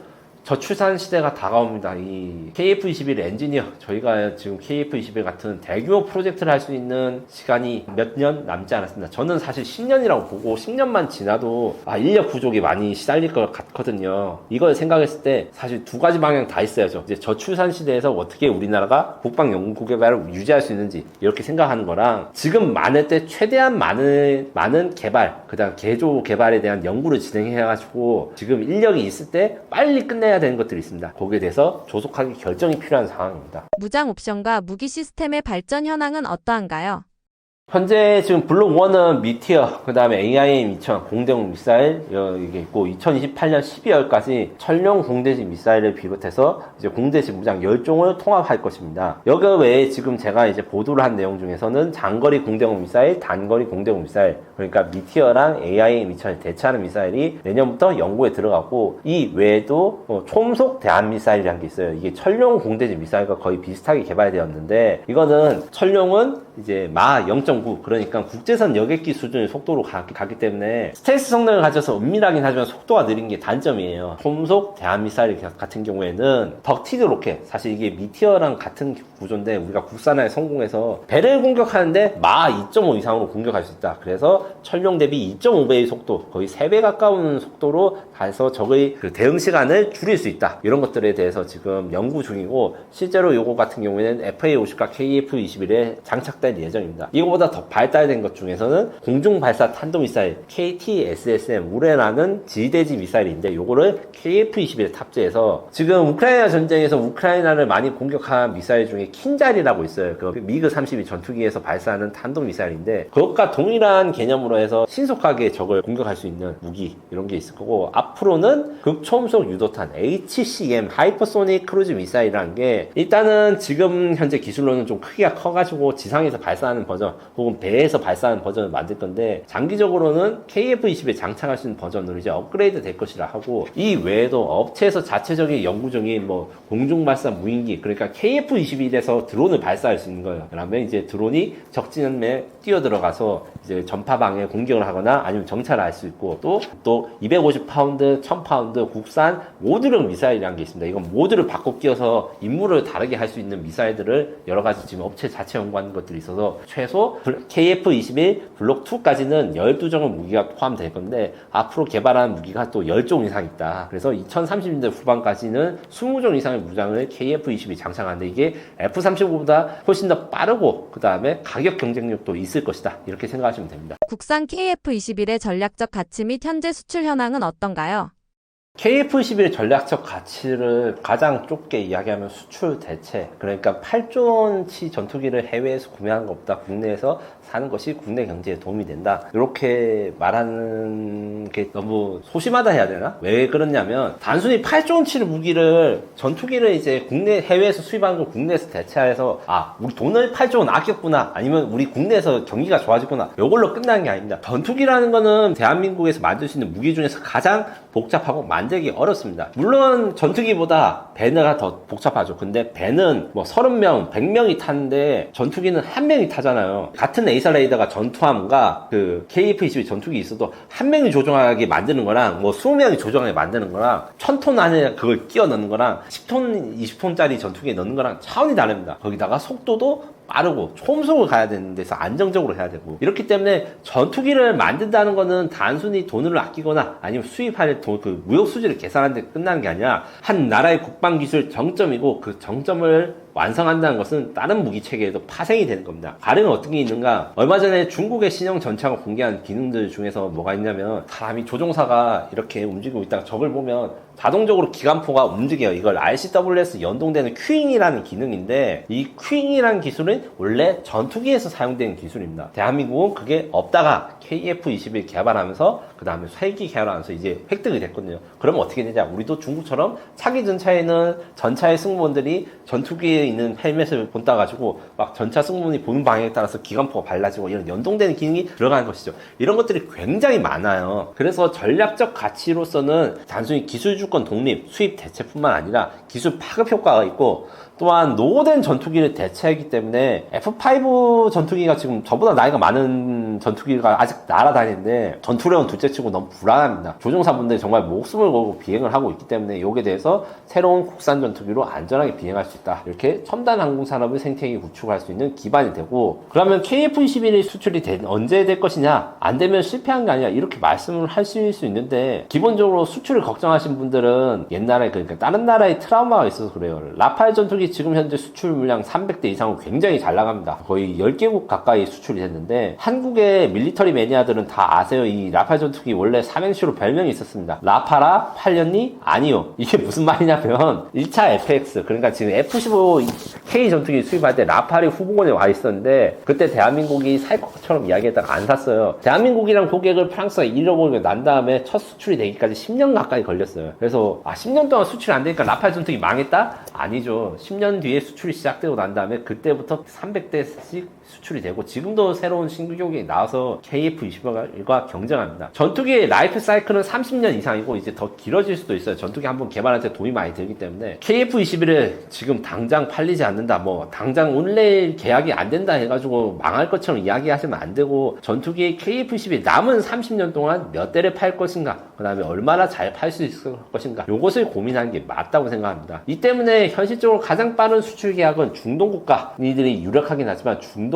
외에도 동유럽, 그 다음에 동남아시아 쪽에 특히 지금 T-50, FA-50을 구매해서 국가들 중에 불만을 가진 국가들이 거의 없어요. 그리고 불만을 가진 국가들한테 저희가 최선을 다해서 애프터 서비스를 열심히 해드리고 있습니다. 뭐 얼마 전에 폴란드에서 이제 FA-50 경전투기를 샀는데 뭐 부품이 모자라다 했는데, 알고 보니까 대한민국이 잘못한 게 아니고 미국에서 들여야 되는 부품이 미국 공장이 생산이 늦어가지고 이렇게 문제가 된 건데, 그것도 우리가 발벗고 나서서 해결해 줬어요. 근데 KF-21이 되면 국산화 비율이 더 높아지니까 해외 공장이 아니라 부품들이 막 단종됐을 때 동동거릴 필요도 없고 이렇게 수출의 서비스 이런 것도 잘 되기 때문에 아마 FA-50을 구매한 국가들은 거의 99% KF-21을 언젠가는 살 것이고, FA-50을 구매하지 않은 국가들 중에서도 먼저 우리한테 관심을 가진 국가들이 많다, 이렇게 정리할 수 있습니다. 서울 에어쇼 이번에 킨텍스에서 이제 그 전문 관람객이 행사가 열리고 이제 비행 에어쇼는 서울공항에서 하는데, 그때 전 세계에서 어떤 바이어들, 어떤 군인들이 우리나라에 찾아오는지 주목하십시오. K방산의 라이벌이라고 할 수 있는 국가는 어디인가요? 일단 지금 현재 정부의 그 K방산 수출 목표가 세계 4위입니다. 세계 4위라는 거는 미국, 중국, 러시아 다음 순서로 가겠다, 혹은 러시아 아니면 프랑스로 가겠다 이런데, 지금 현재 9위 정도 되거든요. 뭐 독일, 이탈리아, 이스라엘, 튀르키예 이런 애들은 다 이겨야 된다는 겁니다. 전통적인 방산강국과 경쟁하는 고성능 무기 시장에서는 사실 우리가 후발주자이기 때문에 아직도 인지도를 좀 더 쌓아야 될 게 있습니다. 다만 K9 자주포 같이 우리나라가 전 세계적으로 50% 이상 점유율을 가지고 있는 주력 무기들이 있고, 유럽의 최초로 비유럽 국가의 전차가 팔린 K2 전차 폴란드 수출 사건 같이 대한민국의 도전이 지금 우리 경쟁자들, 특히 유럽 국가들이 많은 위협을 가지고 있어요. 다만 우리가 아직도 해결해야 될 숙제가 있습니다. 튀르키예는 대한민국한테 방산 기술을 이전받는 것도 많고 아직도 수입에 의존한 게 많아요. 튀르키예 전차 개발할 때 독자 전차를 개발하겠다고 했다가 결국에는 한국한테 부품 수입을 해가지고 지금 하고 있는데, 또 한편 드론은 굉장히 잘 나가요. 대한민국은 아직 군사용 드론, 무인정찰기에 대해서 해외 수출이 성공한 적이 한 개도 없어요. 반면 튀르키예는 바이락타르라고 하는 저 천재 엔지니어가 만든 바이카르 TB2, 뭐 이런 바이락타르 계열 드론들이 거의 20개국 이상에 수출됐거든요. 이런 무장 드론들이. 요것 같은 경우에는 우리가 따라가야 되는 수준이기 때문에 좀 노력을 해야 되는데, 천만다행히도 뭐 한국항공우주산업, 그 다음에 대한항공, LIG 잭스온 등 많은 업체들이 드론의 사업에 지금 관심을 가지고 열심히 개발하고 있어서 저는 가까운 시일 내에 튀르키예도 무인기 분야에서 우리가 따라잡을 수 있겠다, 이런 생각을 들고 있습니다. 다만 한쪽에서는 우리가 이제 수송하는 입장이고 한쪽에서는 우리가 추격하는 입장이기 때문에 좀 복잡해요. 전차, 장갑차, 그 다음에 자주포 같은 기동 장비, 육군 장비에서는 우리가 주도 국가 혹은 우리가 후발 국가에 대해서 이제 먼저 달려가야 되는 상황인데, 드론 같은 경우에는 우리가 아직 추격하는 상황이다, 이렇게 이해하시면 될 것 같습니다.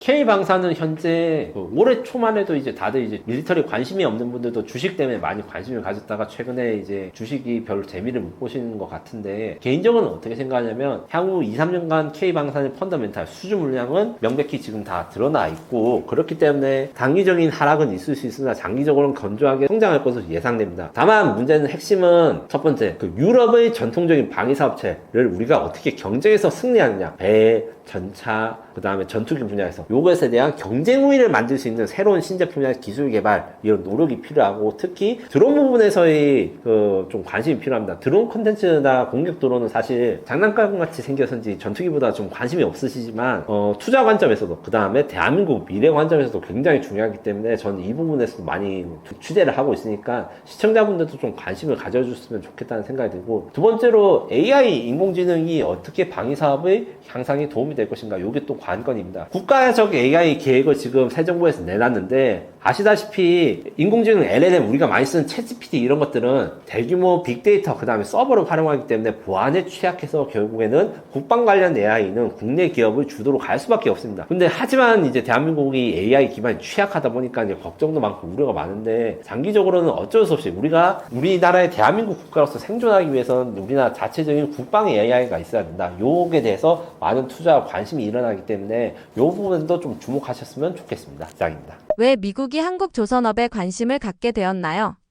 기본적으로 중국과 미국의 배양력 차이가 예전과 달라졌습니다. 해군력이 여전히 미국이 더 큽니다. 사람들이 좀 오해하시는 게 있는데, 중국이 미국을 추월한 것은 연간 새로 생산되는 군함의 톤수와 숫자입니다. 그래서 생산량 측면에서 중국이 추월했기 때문에 조만간 미국이 해군력에서 중국을 질 것이다, 이런 우려가 많고, 단순히 군대의 힘이 뿐만 아니라 이 조선 산업의 능력이 필요한데 미국의 조선 산업은 망했습니다. 망했다는 말 말고 표현할 수 있는 게 없고, 미국이 믿을 만한 동맹국 중에 일본, 한국 많이 유일하게 중국의 해양 패권 부상에 따른 위기를 대응할 수 있다. 왜냐? 그나마 한국이나 일본이 세계 선박 건조 시장에서 중국한테 어떻게든 버티고 있기 때문에. 미국 조선산업 기반의 붕괴, 상업용 조선 부분이 사실상 붕괴됐다는데, 상선도 1년에 한 3척, 4척 만드나 모르겠어요. 거의 99%가 수입에 의존합니다. 그리고 소수의 방산조선소들이 있는데, 이 방산조선소들이 엄청나게 고비용 저효율입니다. 같은 이지스함 하나 만들 때 현대중공업이 만드는 이지스함의 개발 속도가 어느 정도냐면, 현대중공업이 이지스함 거의 3척 만들 때 미국은 한 척 정도 만들 수 있는 수준이라고 봐도 됩니다. 미국에서 설계를 받아가지고 현대가 만드는 건데도 그 정도 차이가 나요. 그렇기 때문에 문제가 있고, 이게 다 존스법이 실패해서 나온 거라고 생각하나 한데, 1920년에는 원래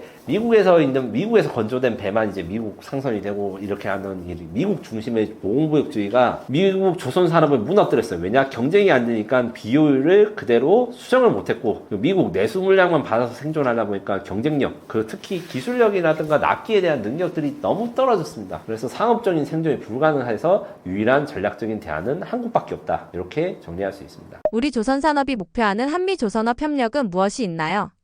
앞서 말씀드린 존스법 외에도 미국은 자국의 군함 건조 시장에 다른 나라가 진입하지 못하게 여러 가지 조치들이 있습니다. 그렇기 때문에 처음에 시작한 건 MRO, 메인터넌스 리페어 오퍼레이션이라 해가지고, 쉽게 말해서 꾸진 배를 다시 깨끗하게 청소하고 수리하는 거예요. 요거 같은 경우에는 미국이 정말 못하고, 그리고 실제로 미국이 세계 최강 해군이지만 MRO를 못해서 4만 톤짜리 배가 격침된 사건이 있습니다. 보넘 리차드함이라는 미국 해군의 4만 톤급 상륙함이 있습니다. 생긴 건 거의 항공모함 같이 생기고 이제 전투기도 운영할 수 있어요. 이게 MRO가 잘못해가지고 배를 통째로 잃었습니다. 거의 20억 달러 손해가 났다고 하는데, 왜 그렇게 됐냐? 미국이 미국 스스로 MRO를 하기 위해서, 미국의 조선산업이 지금 망가졌다 했잖아요. MRO도 잘 못합니다. 그래서 이 4만 톤짜리 배를 MRO를 하기 위해서 도크에다 정박을 했는데, 수리 과정에서 실수를 해서 불이 났는지, 혹은 해병이 너무 힘들어서 열받아가지고 불을 냈는지 여러 가지 설이 있으나, 공사를 하다가 불을 낸 걸 화재 진압을 못해가지고 배 한 척을 통째로 버렸어요. MRO를 하다가. 그래서 MRO가 얼마나 중요한지, 그냥 단순히 카센터에서 막 정비하고 이런 거 생각하시면 안 됩니다. 정말 배는 바다의 물을 먹고 가기 때문에 아무리 좋은 배, 아무리 큰 배도 부식이 되고 썩었기 때문에 그거를 고쳐할 수 있는 거 정기적으로 수리를 해야지 제 성능을 가지고 있고, 수리하는 것도 쉬운 것이 아니다. 미국은 이 MRO를 스스로 하려다가 20억 달러짜리, 한국으로 거의 3조 원 가까운 배를 날려먹은 적이 있었다. 요것을 꼭 명심하셔야 됩니다. 그래서 처음에는 제가 MRO부터 먼저 지금 단계적으로 시장 진입을 하고 있어서, 하나오션이 먼저 가고 이제 HD 현대중공업이 뒤따라가는 형국으로 미국의 지원함에 대한 MRO 사업을 시작하고 있습니다. 이것들 중에서 이제 전투함보다는 지원함부터 먼저 했는데, 이게 전투함 같은 경우에는 MRO 수리를 하기 위해서는 보안 등급 평가, 그 다음에 방어 시설, 그러니까 수리하는 동안에 적을 공격을 막아야 되니까 패트리어트 포대에 설치하고 이런 것들이 필요하고, 뭐 복잡한 보안 인가를 받아야 돼서 이게 좀 나중에 하는 걸로 하고 일단 그 보급함 지원함부터 먼저 지금 하고 있습니다. 그래서 이걸 다 하고 난 다음에 군함 메마로 가고 마지막으로는 미국의 우리나라가 건조한 군함을 수출하는 게 목표입니다. 이 때문에 미국 내 생산 거점을 구축하는데 하나오션 같은 경우에 아예 필리조선소를 인수했고 HD 현대중공업 같은 경우에 헌팅턴 잉어스라고 항공모함도 만드는 미국의 몇 안 되는 국방조선소 이런 MOU를 맺었습니다. 그래서 미국 조선소 인수 및 현대화를 통해서 미국에서의 생산자가 되는 것으로 자리매김해서 존스법을 우회하고 미국에서 고용 창출을 유지해주겠다. 요거를 미끼로 해서 우리나라가 미국 배를 만들어주는 것으로 하는데 우리나라가 미국 배를 만들어주고 우리나라 조선기업들이 미국의 조선소를 건설한다 해가지고 한국의 조선업에 아무 도움이 안 되는 건 아니고요. 처음에는 미국이 조선기술이 지금 다 없어졌기 때문에 한국에서 블록을 만들어서 녹다운 조립 생산한 것부터 시작을 하게 될 것이고 그 후 미국 기술진들한테 기술 이전을 하면서 이제 그들의 조선업들을 발전시켜야 되는 의무를 우리가 가지게 된 것이죠. 어떤 정책적, 재정적 조치가 논의되고 있나요? 핵심은 마스가입니다. Make American Shipbuilding Great Again 프로젝트를 위해서 $1,500 규모의 공동협력 펀드를 한미가 공동으로 조성하고 미국 조선소를 현대화하고 공급망을 구축하고 인력 양성, 공동 R&D를 포함해서 포괄적인 금융 지원을 하는 게 목적으로 합니다. 물론 이걸로 위해서 미국이 이행해야 되는 게 있는데 그 Ships for America Act법, 뭐 존스법 등 한국에서 미국 군함을 건조하기 위해 것을 막는 여러 가지 규제책이 있습니다. 그것을 이제 미국이 입법 우회 혹은 대통령령으로 이제 선언을 해야 되는데 제가 보기에는 대통령 행정명령이 이미 2개가 나왔어요. 해양행동계획 및 해양안보신탁기금 설립 지시가 나왔는데 여기에서 조금 더 나가서 한국에서 군함을 건조하거나 한국 인력들이 도와줄 수 있게 하는 이런 명령들을 사용해서 미국 조선소 현대화를 한국의 자본과 한국의 인력 기술로 진행하는 것이 조치가 논의되고 있습니다. 한국도 이제 곧 한미 조선 협력 법안 발의를 통해서 이제 국내 특화단지 조선산업 협력 증진기금 설치 등 법적 기반이 마련되고 있는데 요거 중에서도 좀 이야기할 게 군산입니다. 제가 아까 전에 MRO가 중요하다. 그리고 MRO 단순히 청소하고 땜질하는 걸로 생각하시면 안 된다. 이렇게 말씀드렸는데 거꾸로 MRO가 굉장히 인력 집약적이에요. 그래서 HD 현대중공업이나 하나오션이 사실 직접 하는 것이 아니고 중소조선소가 원래 MRO를 맡아서 해야 돼요. 이때 논의되고 있는 한국의 비밀무기 마스가에 있는 것이 또 군산의 MRO 미군 전문 단지입니다. 이게 지금 아이디어 차원이고 지금 좀 더 논의가 필요하긴 한데 어떻게 된 거냐면 군산에 중소조선소들이 많고 이들이 좀 요새 힘들어 하세요. 좀 경기가 안 좋아서 이 군산을 미군 함정 MRO 단지로 바꾼 다음에 여기다가 미군 함정들 계속 불러 들어와가지고 여기서 MRO를 하겠다 이건데 여러 가지 효과가 있습니다. 첫 번째로 미국 군함을 건조라든가 수리를 할 때 제가 앞서 말하는 게 있습니다. 뭐냐? 미국 군함이 거기 있으니까 미국 기존의 방어 시설들이 있어야 된다. 뭐 패트리어트 미사일이라든가 이런 게 있어야 된다 이렇게 말씀드렸는데 군산에 뭐가 있느냐? 공군 기지가 있습니다. 그래서 군산 공군 기지에 있는 방어 시설을 그대로 활용해가지고 그 군산 항구에 미군 함정들을 보호할 수 있는 이런 기반이 나오기 때문에 빠르게 추진할 수 있고 거기다가 군산의 위치가 어디입니까? 서해안 근처에 있기 때문에 정기적으로 미국 해군 군함들이 서해안에 배치되는 효과로 미국이 그렇게 원하는 중국 견제 효과가 있을 겁니다. 그 MRO 과정 중에서 그냥 배만 맡기고 있는 게 아니라 MRO 과정 중에서 승조원들이 거기 살아야 되거든요. 그러면 미군 주둔 효과도 추가적으로 나오고 이런 것들 때문에 군산에다가 미군 전문 MRO 단지를 만드는 움직임이 있는데 저는 이게 성사된다면 아주 큰 이제 체크 포인트가 될 것으로 기대됩니다. 미국의 법 규제 문제는 어떻게 해결할 수 있을까요?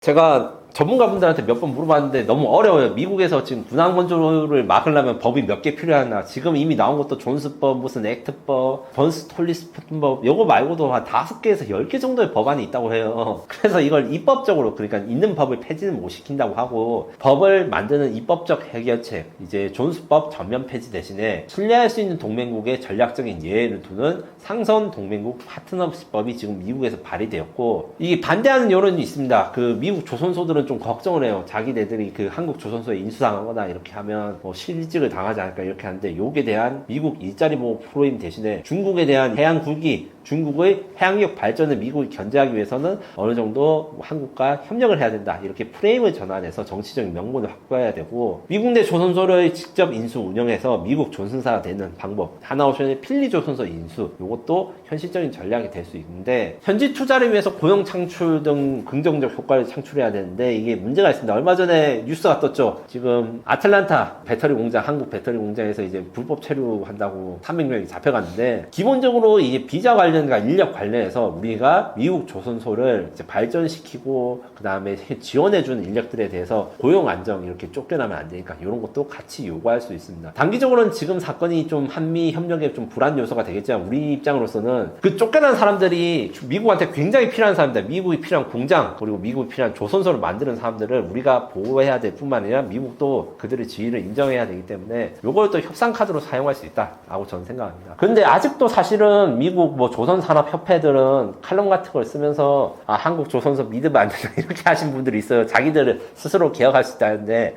그렇게 믿는 사람 미국 내에서도 아무도 없고 다만 미국의 조선소 노조가 정치적으로 굉장히 중요합니다. 우리나라랑 다르게 공화당, 민주당 할 거 없이 영향을 미치고 있어요.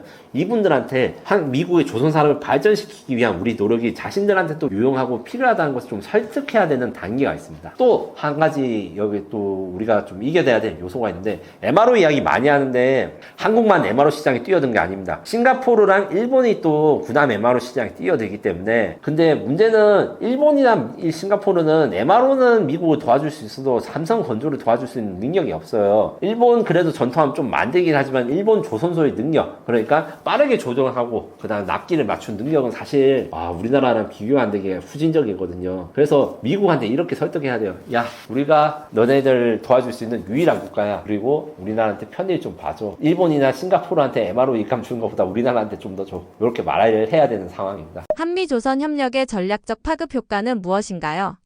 경제적 효과 엄청 크다고 생각합니다. 왜냐? MRO라는 게 굉장히 인력 집약적인 사업이고 이제 고용 관련해서도 아주 도움이 되는데 아직까지는 군함 건조가 한국의 조선 산업에서 20%가 채 되지 않아요. 근데 미국의 배를 건조하는 최종 목표가 될 경우에는 MRO뿐만 아니라 엄청난 고용 효과가 있을 것이고 여기서 이제 미국에 투자를 많이 하는데 어떻게 한국에 도움이 되냐 이렇게 말씀하시는 분도 있는데 결국 미국에 투자를 아무리 많이 해도 미국이 처음부터 바닥부터 끝까지 군함을 건조하는 능력은 앞으로도 영역을 갖출 수 없습니다. 결국에는 한국에서 배를 만든 걸 아예 미국에 넘겨주거나 한국에서 블록배를 건조하는 거를 미국으로 실어 날라가지고 최종 조립을 하고 통합을 하는 이런 과정들이 있기 때문에 국내 중소 중견 기자재 업체들도 새로운 진출 시장이 되고 안정적인 인감이 될 것이고 미국이 사실 또 건조 기술이 부족한 거지 군함을 만드는 기술이 부족한 게 아니에요. 군함은 이제 선급이라 해가지고 규격 같은 걸 맞춰야 되는데 뭐 불에 타지 않게 뭐 만든다거나 아니면 뭐 터졌을 때 사람들이 다 피할 수 있게 만든다거나 이런 것들을 좀 익혀나가는 게 우리나라 군함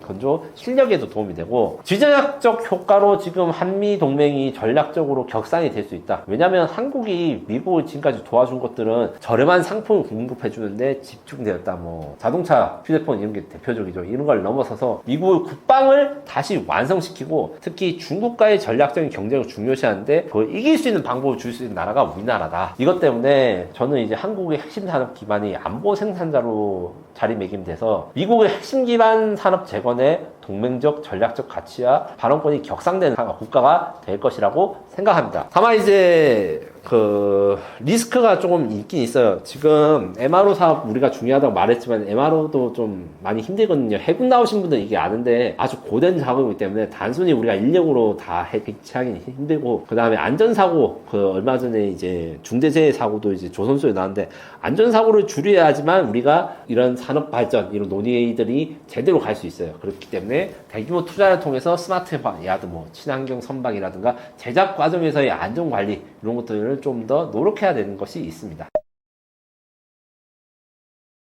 K방사는 현재 올해 초만 해도 이제 다들 이제 밀리터리 관심이 없는 분들도 주식 때문에 많이 관심을 가졌다가 최근에 이제 주식이 별로 재미를 못 보시는 것 같은데 개인적으로는 어떻게 생각하냐면 향후 2, 3년간 K방사의 펀더멘탈 수주 물량은 명백히 지금 다 드러나 있고 그렇기 때문에 단기적인 하락은 있을 수 있으나 장기적으로는 건조하게 성장할 것으로 예상됩니다. 다만 문제는 핵심은 첫 번째 유럽의 전통적인 방위사업체를 우리가 어떻게 경쟁에서 승리하느냐 배, 전차, 그 다음에 전투기 분야에서 요것에 대한 경쟁 우위를 만들 수 있는 새로운 신제품이나 기술 개발 이런 노력이 필요하고 특히 드론 부분에서의 좀 관심이 필요합니다. 드론 콘텐츠나 공격 드론은 사실 장난감 같이 생겨서인지 전투기보다 좀 관심이 없으시지만 투자 관점에서도 그 다음에 대한민국 미래 관점에서도 굉장히 중요하기 때문에 저는 이 부분에서도 많이 취재를 하고 있으니까 시청자분들도 좀 관심을 가져주셨으면 좋겠다는 생각이 들고 두 번째로 AI 인공지능이 어떻게 방위사업의 향상에 도움이 될 것인가 이게 또 관건입니다. 국가적 AI 계획을 지금 새 정부에서 내놨는데 아시다시피 인공지능 LLM 우리가 많이 쓰는 챗GPT 이런 것들은 대규모 빅데이터 그 다음에 서버를 활용하기 때문에 보안에 취약해서 결국에는 국방 관련 AI는 국내 기업을 주도로 갈 수밖에 없습니다. 근데 하지만 이제 대한민국이 AI 기반이 취약하다 보니까 이제 걱정도 많고 우려가 많은데 장기적으로는 어쩔 수 없이